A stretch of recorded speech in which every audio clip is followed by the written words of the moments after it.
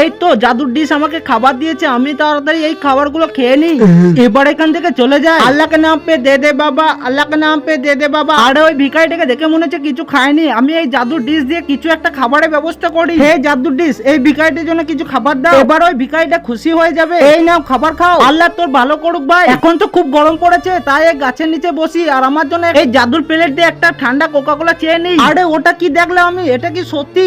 আমাকে যেমন করেই হোক ওই প্লেটটা নিতে হবে। ওই আর টিকি, আরে আমাকে কেন মারলে? বল এই জাদুর ডিশটা কোথায় পেয়েছিস? জাদুর ডিশ আবার কি? তুই সত্যি কথা বলবি না আরেকবারই বেরে তোর মাথাটা ফাটিয়ে দেবো। আরে আমাকে মেরো না, আমি বলছি। তাহলে শুনো, একদিন আমি নামাজ পড়ে এসে বাড়িতে বসে বসে দোয়া চাইছিলাম, তখন দেখি হঠাৎ একটা আমার হাতে প্লেট চলে আসে। তারপর আমি বললাম যে এই ডিশে যদি খাবার আসতো তাহলে তো ভালোই হতো। কথা বলতেই দেখি খাবার চলে আসে, তখন আমি বুঝতে পারলাম যে এটা একটা জাদুর ডিশ। তখন থেকে এই ডিশটা আমার কাছে আছে। আচ্ছা এই ডিশটা আজ থেকে আমার। ডিশটা নিচ্ছ নাও, কিন্তু গরিবদের সাহায্য করবে। আমি কেন গরিবদের সাহায্য করব?